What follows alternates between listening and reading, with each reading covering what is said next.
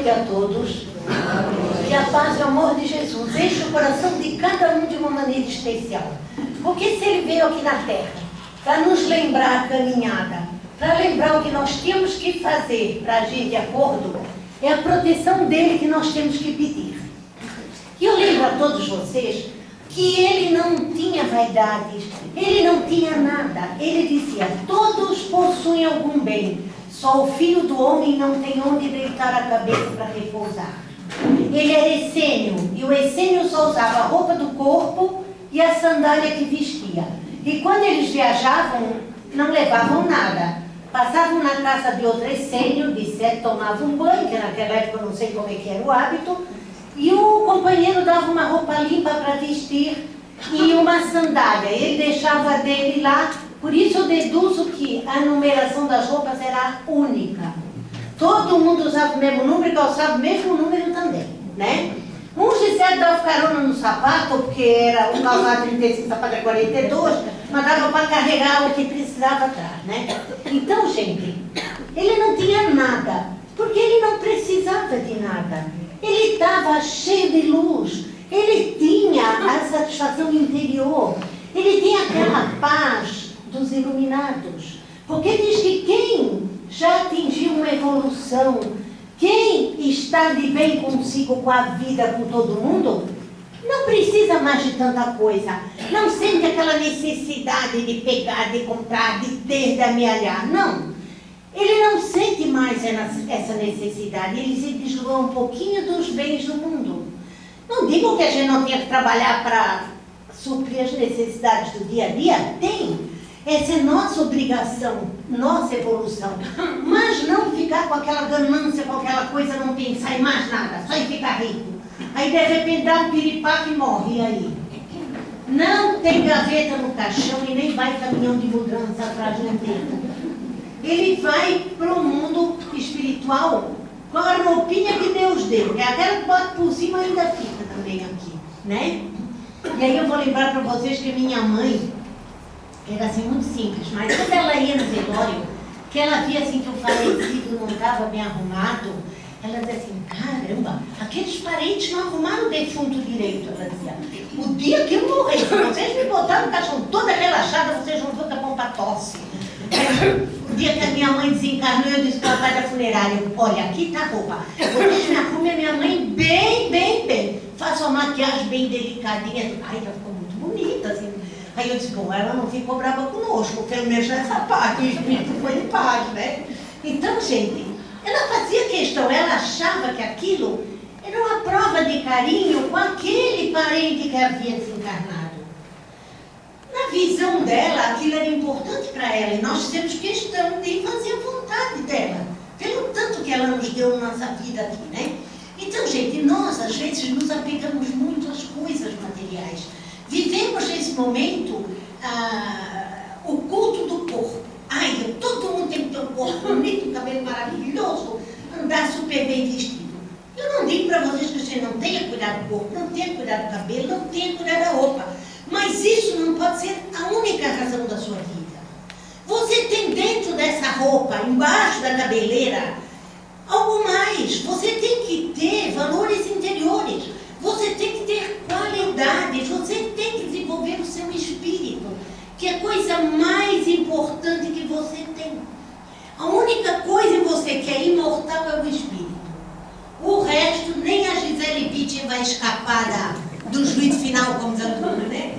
Todos nós um dia vamos partir dessa vida para outra. Uns dizem que é melhor, os outros não dizem nada, então eu até hoje não sei como é. Aí quando alguém no ônibus apertado diz para mim: ah, Vera, a gente tem lugar no céu como tem aqui. Outro dia eu disse para a mulher: se é para ir para o céu, para ficar nesse aperto, prefiro ficar por aqui mesmo, né? Então, gente, acredito que o céu é apertado com o ônibus, não. Agora que nós vamos ter que continuar aprendendo, trabalhando, evoluindo, crescendo, isso eu acredito. Porque o espírito humano evolui, cresce, aprende, é como um chip de computador. Vai gravando, vai aprendendo, e a gente vai sentindo cada vez mais necessidade de saber. Existe no ser humano uma ânsia de aprender, de saber, que nunca é satisfeita. Todos os assuntos que a gente ouve, a gente já quer saber o que é. Porque a gente tem curiosidade de aprender. A gente quer crescer, quer evoluir. Eu morava em São Paulo e lá a gente vai na feira, a turma embrulha os legumes do jornal. As coisas que a gente compra, né? E aí eu ia lá comprar os legumes, eu chegava em casa, ia lavar, botar na geladeira, eu pegava um pedaço de jornal. Às vezes eu abria para enrolar tudo, botar no lixo. Bom, esse assunto aqui é interessante. Alisava e guardava dentro de uma gaveta que eu tinha na minha pia. Olha, gente, tinha sempre um bolo assim. E aí, às vezes, eram jornais de 10 anos atrás. E era um assunto muito interessante. E aí, às vezes, eu emprestava para alguém um artigo para ler. Mas onde que você desencantou isso? Ah, minha filha, no jornal da feira, né? Então, a gente, quando quer aprender, em tudo que lugar a gente encontra o que a gente quer. Aí, outro dia, eu tinha uma diarista, né? E ela estava fazendo alguma coisa, eu disse para ela, cuidando que isso aí pode cair e quebrar embaixo. Ah, mas não fechei a boca, no chão. Era caco para todo lado. Aí eu virei para ela para mim, eu disse, tarde demais, Inês é morta. E ela olhou para mim, por que a senhora está dizendo isso? Aí eu contei para ela a história de Inês de Castro, do príncipe Dom Manuel de Portugal, né? Que ele casou com Inês de Castro, que não era nobre. E aí, ele casou escondido, porque o rei não podia saber, que ele tinha uma prometida de outro reino. E ele foi para a guerra, lá para a cruzada. E o rei descobriu. Inês estava grávida. O rei mandou prender Inês. Ia mandar matar Inês. Aí o amigo foi até lá na cruzada avisar ele que o pai ia matar Inês e os dois vieram do cavalo. Pode, que não quero não, né? Quando ele chegou nas portas lá em Portugal, quando ele chegou no portão da cidade, um outro amigo já estava esperando e disse para ele, tarde demais, Inês é morta. O pai já tinha matado a Inês. Então, quando a coisa não tem mais jeito, a gente diz, tarde demais, Inês é morta, né? É o modo de dizer. Aí ela virou para mim, olhou, eu disse, olha, faxina também é cultura. Então, até hoje ela dá risada com a história da Inês ser morta. Então, a gente pode aprender sempre, com tudo que a gente faz. Em todos os lugares que a gente vai. Mesmo quando você vai lá no sítio, no meio do mato, que tem um senhorzinho simplesinho, ele pode te passar alguma coisa, porque ele tem a sabedoria da vida. Aqui dentro ele tem alguma coisa que foi juntando aqueles conhecimentos verbais que ele foi recebendo dos antepassados. Aí ele sabe uma ervinha que faz bem, que é remédio.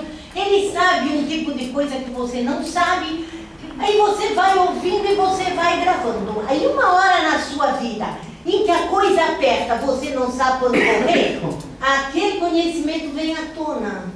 E aí você lembra daquilo e você vai atrás. Eu me lembro que a minha avó, qualquer coisa assim que ficava aquela febre, aquela coisa e ia e a coisa não ia nem vinha, a minha avó dava um chá de sabugueira. E eu morava em São Paulo e o meu filho, uma febre, o olho vermelho, a garganta irritada. Os sintomas eram de sarampo, alguma coisa assim. Levei no pediatra e disse, isso é uma garganta irritada. Eu falei, doutor, mas a garganta irritada não irrita a conjuntiva, que é esse branco dos olhos, né? Aí ele disse, a senhora vai querer saber mais do que eu, que fiz quantos anos de medicina? Eu falei, olha, se o senhor diz, eu vou acreditar no senhor. E ele me deu antibiótico. E eu comecei a dar antibiótico e o meu filho começou a piorar. E aí meu filho não conseguia respirar e a coisa estava por dentro, né? Aí eram umas 10 horas da noite, eu estava desesperada e me lembrei da minha avó. Falei, ai, na rua, tal, eu vi um pé de sabugueira. Saí de noite sozinha pela rua e os meninos estavam jogando futebol na rua. Aí a mulher já estava dormindo. Eu falei, meu filho, tu não quer subir ali naquela cerca, apanhar um galho daquilo lá para mim? Vou, tia. Subiu, apanhei um galho de sabugueira. Eu cheguei em casa, suspendi o antibiótico, fiz um chá de sabugueira e dei para meu filho. E rezei muito, pedi a Deus que me iluminasse. Gente, no outro dia de manhã, ele parecia um tecido de bolinha. Ele não tinha mais sarampo porque não tinha lugar. E estava firme, sem febre, contente e aliviado. Aí eu disse, olha, tá vendo como tudo que se aprende um dia na vida é necessário? E eu tinha ganho um brinco de ouro, uma colinha com meu marido com um brilhante. Que aquilo a gente pobre de Jó, né? Aquilo ele comprou a prestação, sei lá quantas prestações, nem tinha acabado de pagar. E eu, nesse afã de ir atrás, eu perdi um. Quando eu botei a mão na orelha, que eu senti falta do brinco, Falei, ai caramba, o brinco que ele me deu. Aí eu pensei, meu Deus, que se vá o brinco, mas que meu filho fique bom. E nunca lamentei ter perdido o brinco, porque meu filho ficou bom, forte, cheio de vida e saúde. Aí eu disse, olha, eu não desacredito mais de nada. Se um chá foi melhor que o pediatra, por que eu não vou dar o chá para meu filho? Aí minha filha, semana passada, levou a filha na pediatra, homeopata, e aí a filha estava lá com uma tocinha, um barulhinho, e eu queria dar xaropinho de guaco. Ela disse, não, essas coisas dos antigos. Eu falei, olha, nunca tivemos pneumonia. Minha mãe só dava xarope de guaco, que nem tinha dinheiro para comprar o outro, fazia até bala de guaco para a gente, que era bem bom. Nem, não. Aí ela chegou e falou para a pediatra, ei, minha mãe queria dar xarope de guaco. A pediatra virou para ela e falou, por que você não deu? Ah, porque nunca vi ninguém morrer com xarope de guaco. Dê xarope de guaco que é muito bom. Aí ela veio bem humilde e disse, mãe, você faz um xaropinho de guaco? Eu falei, fácil. Então, gente, o que a gente aprende, um dia a gente vai usar. Nada é desnecessário. Então, tudo que eu pude aprender, eu aprendi. Porque o dinheiro sempre foi curto na minha família. A gente sempre trabalhou muito, o dinheiro era pouco. Então, a gente tinha que usar a criatividade. E aí, nessas horas, é que você vê que aquilo que você aprendeu é útil na sua vida. Você consegue fazer coisas que depois você se surpreende. E aí eu digo para vocês, e o que é isso na gente? Os talentos que Deus nos dá.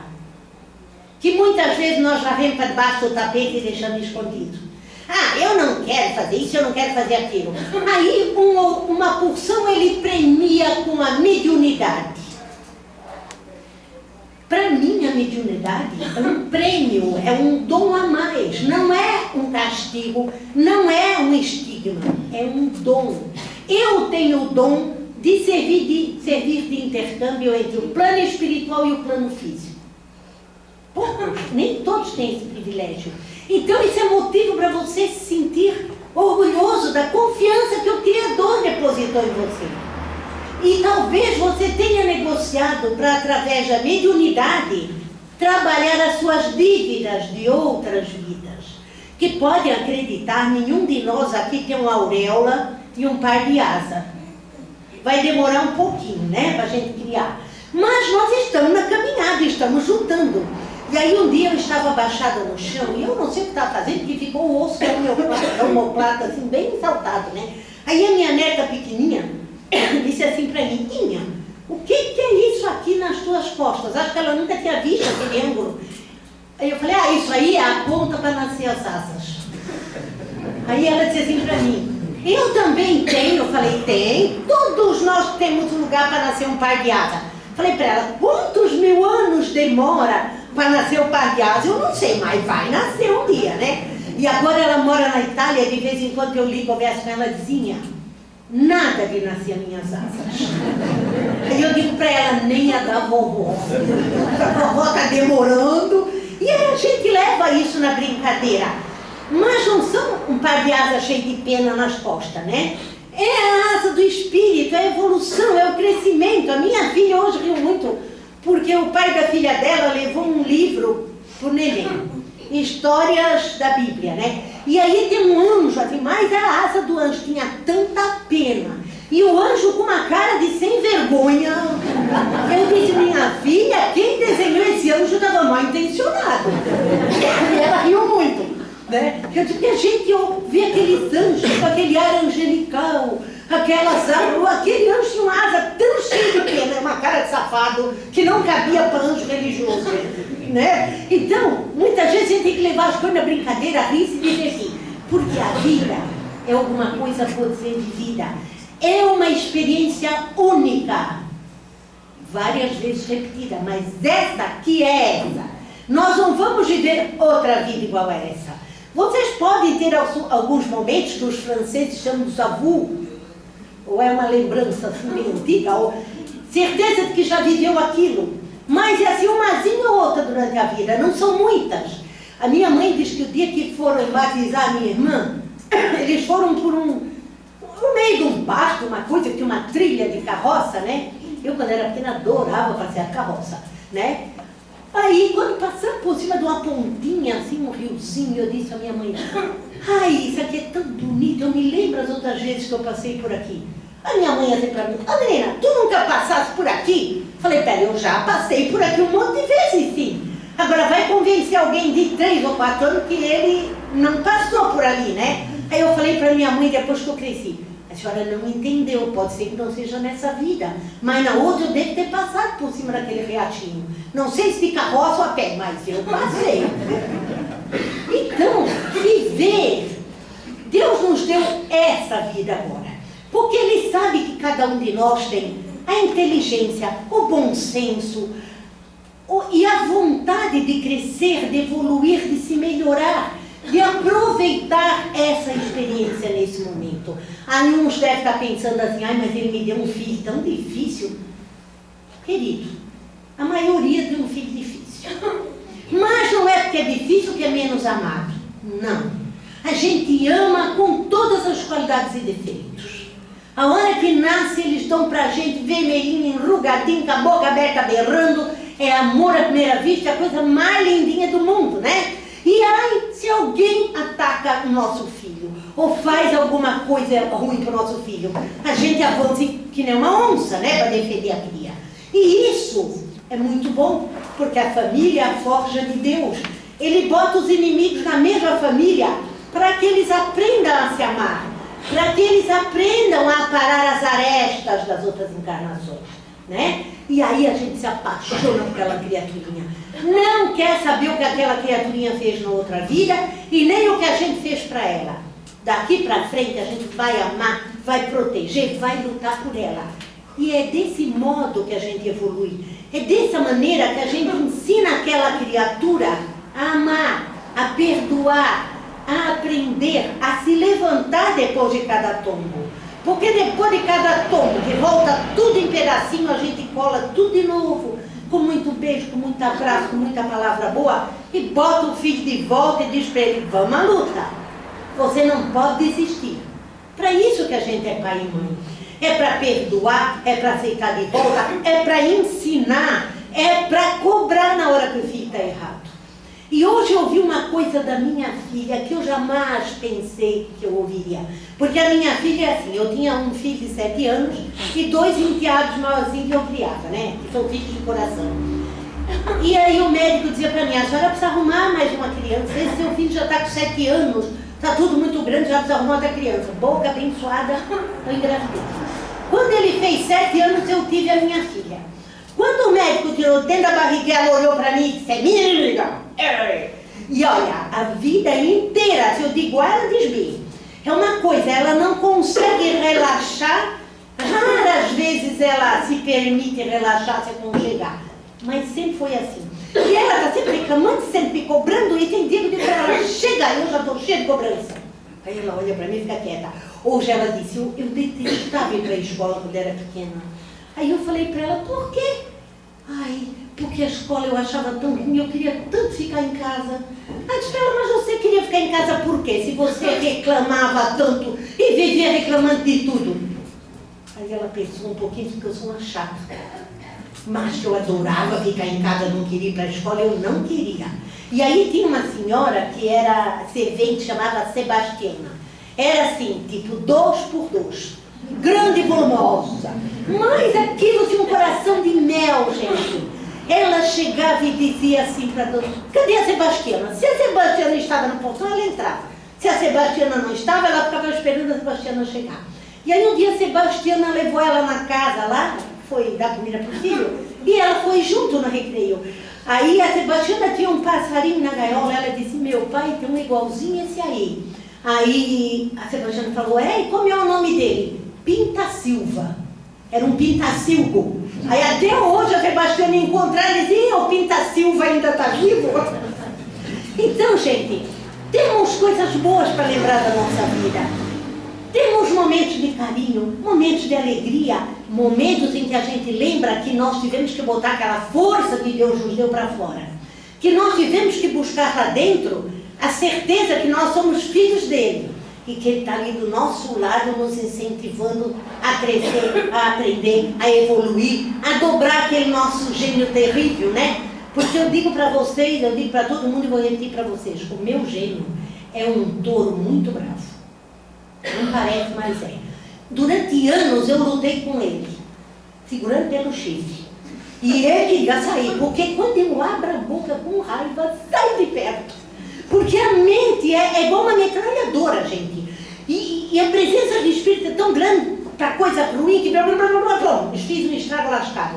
30 anos para reconstruir o que eu fiz, levei uma vida inteira.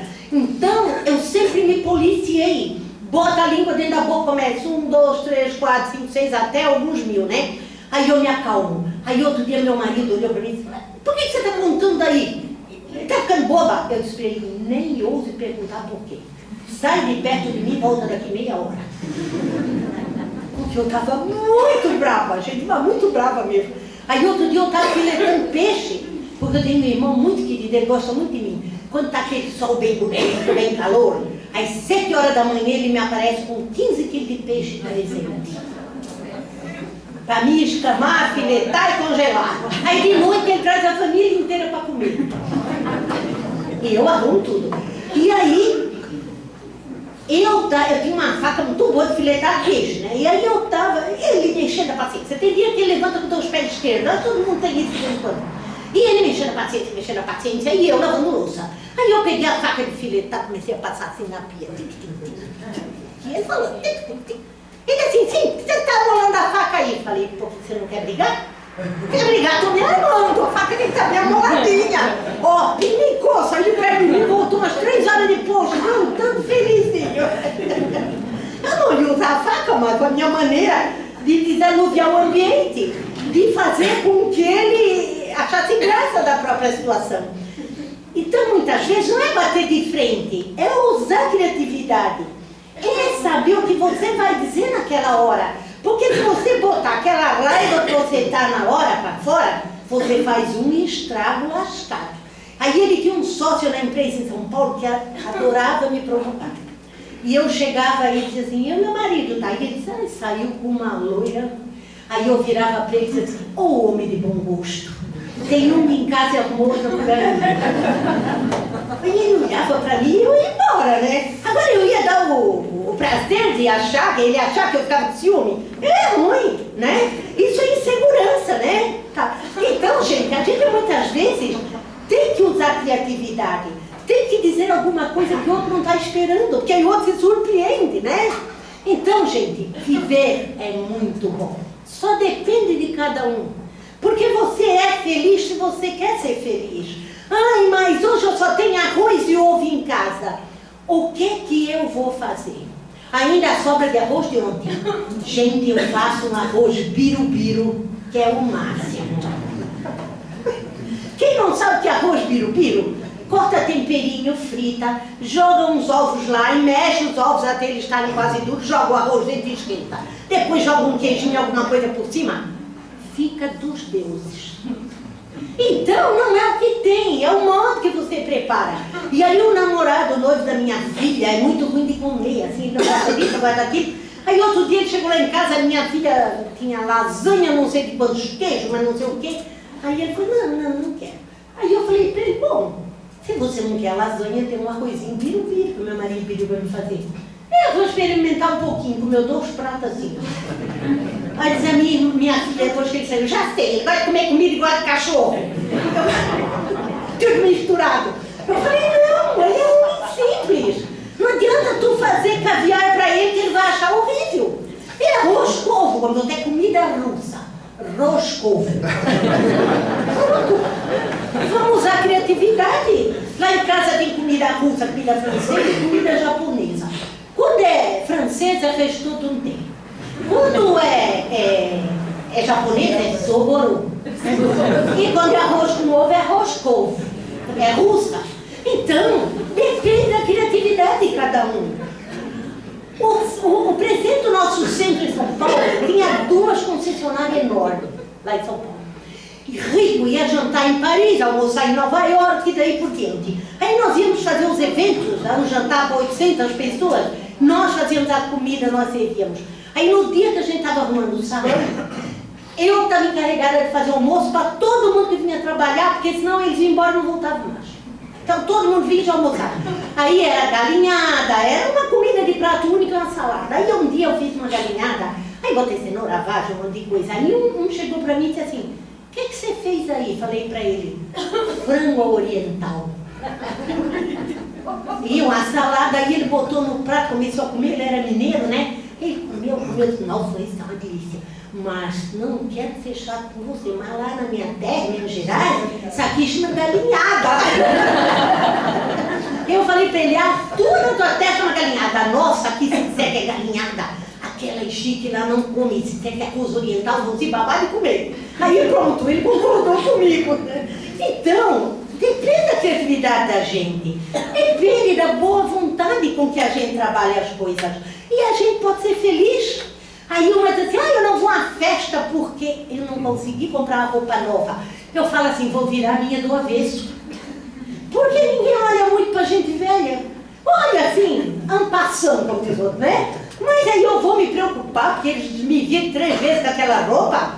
Aí eu chego lá com um sorriso, conversando e tudo, eles se lembram de mim, da roupa, eles nem se lembram. Porque nem se lembram de olhar pra minha roupa, não tem tempo. Pois passa um monte de moçanita lá, toda com o decote por aqui, curtinho. Você não vai olhar para uma velha? Ah, me poupe, né? Só se for um velho a perigo ainda. Né? Porque se não tiver perigo, ainda vai atrás de uma novinha. Então, gente, a vida é boa. Depende de cada um de nós aproveitar o que ela nos dá de bom. Se a gente ganhar um pacote de limão, use para fazer limonada. Bota bastante açúcar para adoçar. Então faça da vida uma coisa boa de ser vivida. Uma experiência contínua, mas prazerosa. Porque você vai pensar assim, puxa vida, como que eu consegui resolver aquele rolo de bico? Aquela confusão danada. E eu tirei de letra. Eu resolvi, eu fiz o que tinha que ser feito. E aí você fica feliz, fica orgulhoso de si mesmo. E o pai lá de cima fica mais orgulhoso ainda, porque ele sabe que você usou os talentos que ele lhe deu. Então, olha, é isso que Deus quer de nós. Ele nos criou a sua imagem e semelhança. Não quer dizer que Deus seja loirinho, baixinho, moreninho, gordinho, não. Deus não é um ser físico como nós. Deus é uma energia, alguma coisa que não dá para a gente descrever. Mas Deus é luz. Então Ele criou o nosso espírito semelhante ao dele. O nosso espírito está destinado à luz. A gente pode cair na vala, pode tropeçar, pode descer barranco, subir rampa. Um dia nós vamos chegar lá onde está a luz. Não adianta a gente querer fugir pelos atalhos, porque todos eles vão nos levar finalmente à luz. Então é melhor que a gente vá pelo caminho mais fácil da gente seguir, assim, mais fácil que eu digo, é a linha reta, para não se machucar muito, não se arranhar demais, não chorar demais em cima do leite derramado. É melhor agir corretamente, ter respeito com o próximo, porque se você ama o próximo, você vai receber o próximo amor. Se você é solidário com ele, ele vai ser solidário com você. Se você dá um sorriso para alguém, duvido que essa pessoa te dê um olhar feio. Se você passa e diz para alguém, bom dia, ela vai olhar no primeiro dia, vai se surpreender, porque de certo não está acostumada, mas no segundo, ela já vai responder. No terceiro, ela vai sorrir, no quarto, ela que vai te desejar bom dia sorrindo. Porque as pessoas aprendem. Nós somos humanos racionais e temos sentimentos. E aí, aquelas pessoas que se recusam a dividir amor, se recusam a amar, o coração vai congelando, os sentimentos vão endurecendo e ela vive infeliz, insatisfeita. Certa feita eu convidei uma colega de trabalho lá do nosso grupo de trabalho, eu convidei ela para ir numa creche, para dar colo para as crianças contar a historinha.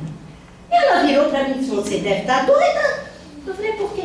Eu vou lá para aquele fim de mundo me encher de piolho? Eu não, aquela molecada piolhenta. Eu disse para ela, e daí? Eu passo contigo na farmácia, compro um sabonetinho para piolho, um shampoozinho para ti. Ah, não, eu não vou. Eu falei, pô, vais perder o divertimento, coçar uns piolinhos e deixar em casa. Por favor, de mim.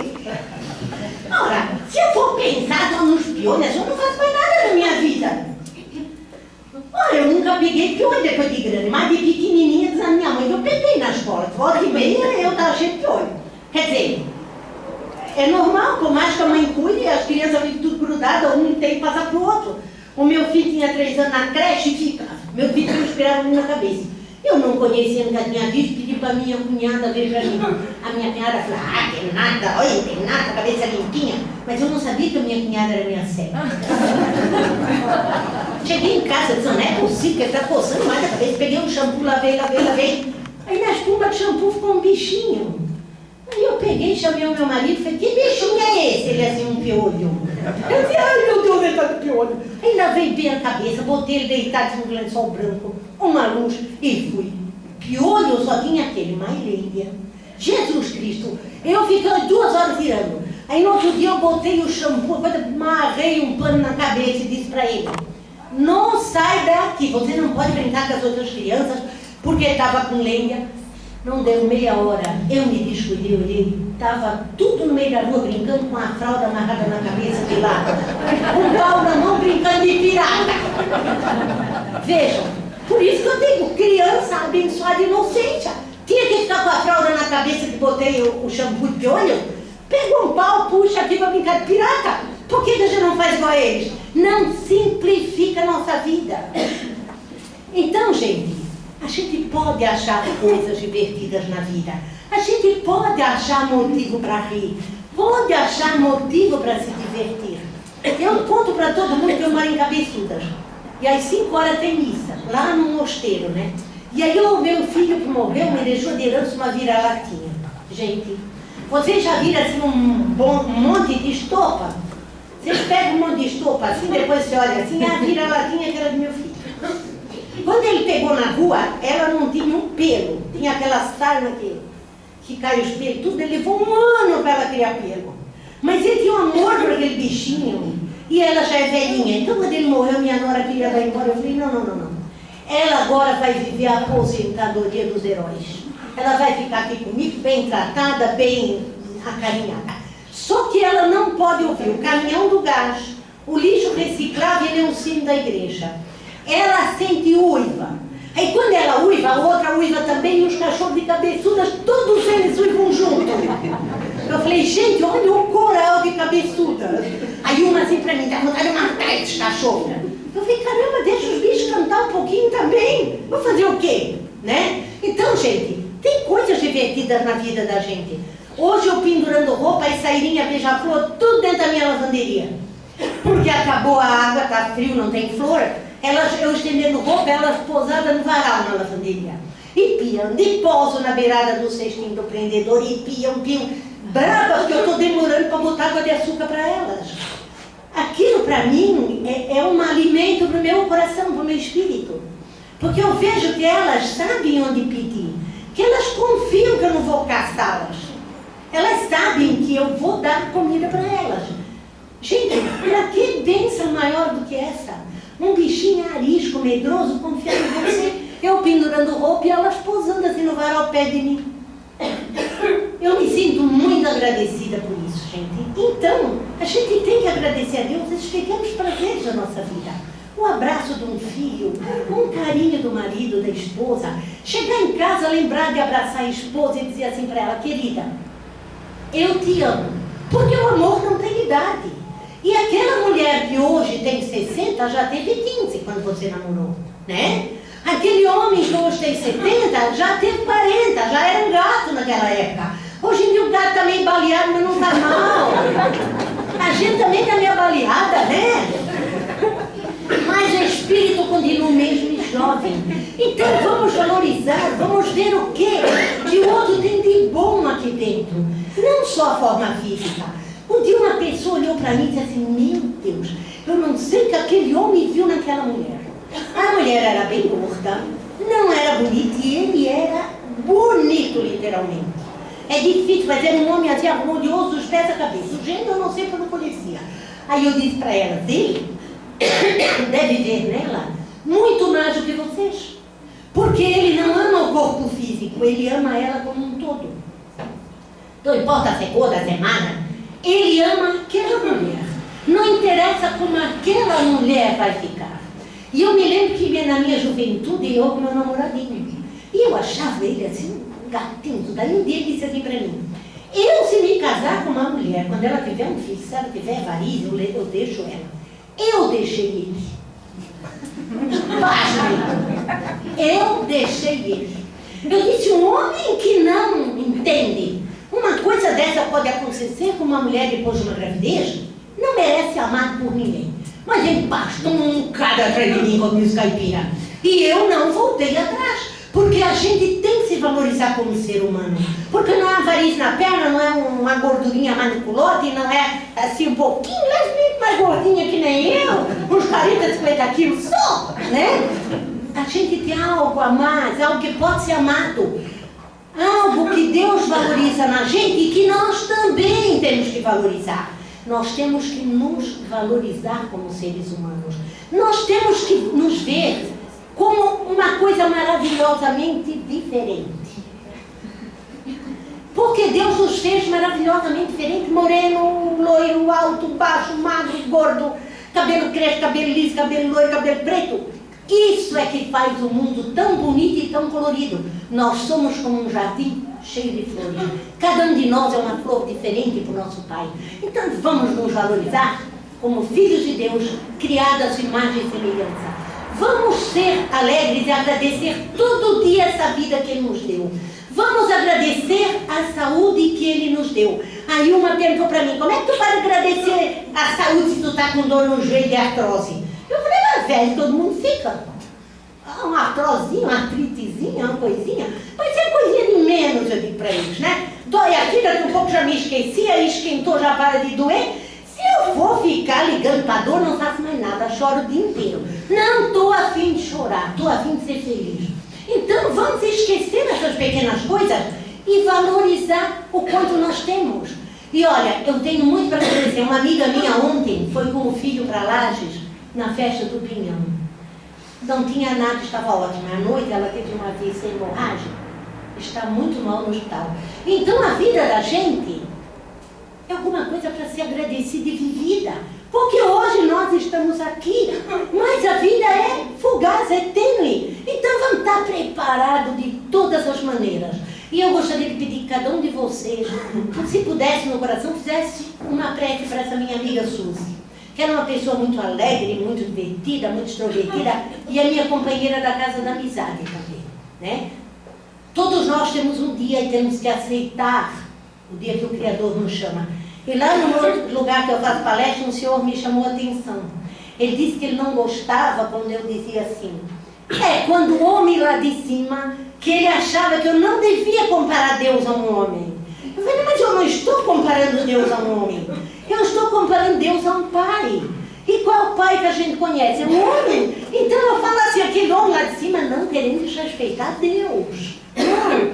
Pelo contrário, ele para mim, eu sinto um pai, humano como era o meu pai. Eu sinto que ele me ama como um pai, ele me protege como um pai. Aí ele disse para mim, mas eu não gosto quando a senhora diz assim, quando o homem lá de cima chama a gente. Falei, tá bom, então agora quando eu falava assim, quando Deus Todo-Poderoso chama a gente, cá entre nós, quando a gente diz Deus Todo-Poderoso, já se afasta um pouquinho da gente, né? Quando a gente diz assim, aquele homem que é meu pai, a gente já se aproxima dele, né? Então não é, eu quero dizer para você que esse homem lá de cima não é com falta de respeito, é para que todos sintam que ele também ama vocês como um pai. E que Deus os abençoe e ilumine, enche o coração de cada um de muito amor, muita disposição, muita boa vontade, muita confiança em Deus e em vocês mesmos. Que Deus os abençoe e ilumine. Agora vamos fechar os olhos para fazer a nossa prece.